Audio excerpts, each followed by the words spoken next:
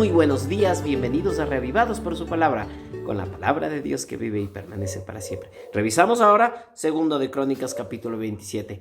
Personalmente debo reconocer que es uno de los capítulos más extraños de la Biblia, porque nos va a hablar del reinado de Jotam, y ustedes van a decir, pero qué extraño tiene este reinado. Pues Jotam tenía apenas 25 años después de que su papá Usías había muerto. Ustedes saben que él murió de lepra y por la rebeldía y el orgullo de su corazón. Justo es lo que habíamos meditado el día de ayer acerca del orgulloso corazón humano, de cuán arrogantes nos podemos volver cuando nos centramos en nosotros mismos y en nuestros aparentes logros, cuando en realidad debemos mirar al Señor en medio de todo esto, porque Él es el que gobierna y Él es el que nos prodiga algún tipo de bien, algún tipo de logro.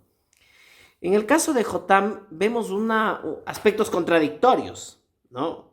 Por ejemplo, dice el verso 2, Jotam hizo lo que agrada al Señor, pues en todo siguió el buen ejemplo de su padre Usías, pero no iba al templo del Señor.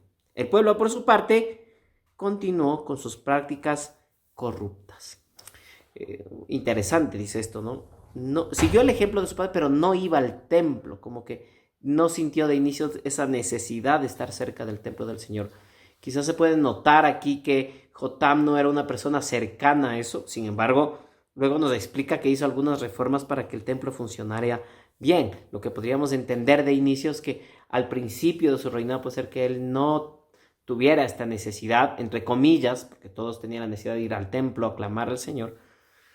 Y esto seguramente fue de inicio cuando era muy joven. Pero miren lo que dice el verso 9. Jotam llegó a ser poderoso porque propuso obedecer al Señor. Y aunque parece una contradicción, así que me parecía un poco extraño este tema, de inicio que él pudiera decir, siguió el buen ejemplo de su padre, pero no iba al templo, pero propuso en su corazón servir al Señor, seguir y obedecer al Señor, y se hizo poderoso por esto.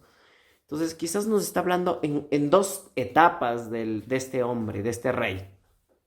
Etapas distintas, ¿no? Y eso va a ser importante, ¿no?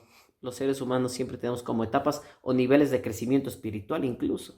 Si él de inicio empezó su vida espiritual y al principio no comprendió la importancia de acercarse al templo y de cumplir lo que el Señor quería, al final de su reinado él comprende que es así.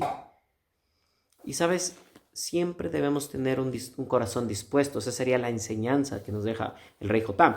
Es decir, una mente un poco más despierta para que Dios pueda seguir guiando y no nos quedemos solamente con lo que conocemos, sino que el Señor nos vaya llevando en ese proceso de santificación a un conocimiento más pleno acerca de su voluntad y la obediencia a Él, que es justamente lo que dice aquí, ¿no? Y bueno, y Él muere, ¿no? Fue sepultado en la ciudad de David y se acaba. Son pocos los versículos que se dedican a hablar de Jotam.